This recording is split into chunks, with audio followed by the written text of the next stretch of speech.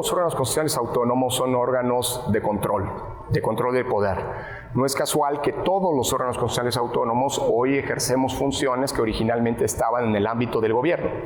Las elecciones hace 35 años, poco más de 30 años, las organizaba el gobierno. La política cambiaria, inflacionaria, la determinaba la Secretaría de Hacienda y no el Banco de México.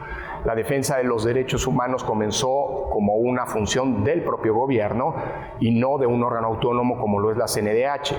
La generación de estadística e información estaba a cargo de las dependencias gubernamentales y no de un órgano constitucional autónomo como lo es el INEGI. Lo que quiero decir con esto es que el proceso de democratización implicó sustraerle facultades a la autora omnímoda Presidencia de la República, al gobierno federal, y entregárselo a estos organismos que derivaron en consecuencia en órganos de control. Así que la función misma de organizar elecciones a cargo de un órgano constitucional autónomo como lo es el INE, se traduce en una instancia o en una lógica, o reproduce la lógica de control del poder que todos los órganos autónomos desplegamos.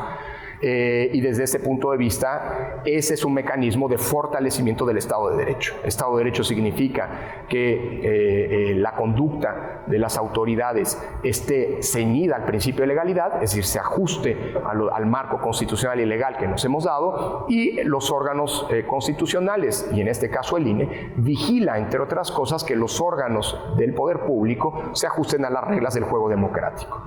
Y a partir de eso favorecemos la generación del Estado de Derecho. Pero el Estado de Derecho es también un Estado de derechos. Y los órganos constitucionales autónomos, y concretamente el INE, somos órganos garantes del ejercicio de ciertos derechos y libertades, concretamente de los derechos políticos. El INE es la garantía, pues, de que el Estado de derechos efectivamente se concrete a partir de la generación de una serie de condiciones, de procedimientos, de vigilancia que permite el ejercicio libre de los derechos políticos y consecuentemente la recreación democrática del poder público. Y por el otro lado, el INE también es, esto por lo que hace al Estado de Derecho y Estado de Derechos, pero también por el otro lado, el INE es una institución que constituye un engranaje clave en el aparato de control de la corrupción o de combate a la corrupción.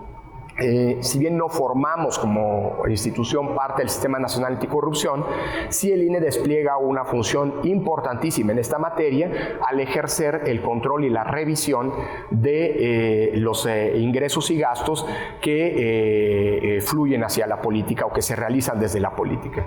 Nosotros somos el ente fiscalizador a nivel nacional de todos los partidos políticos y de todas las candidaturas que compiten por un cargo de elección popular y que, como se ha identificado, constituye el punto de partida del ciclo de la corrupción.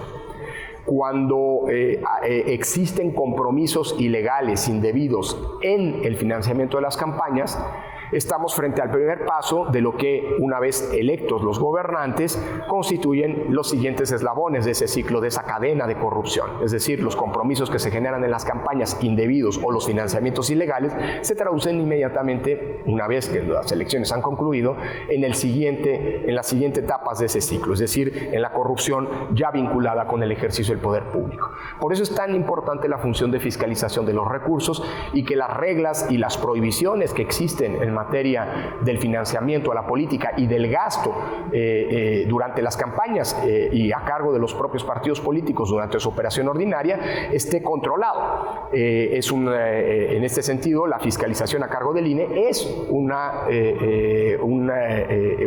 potestad, insisto, que forma parte del gran entramado público construido para combatir la corrupción en nuestro país.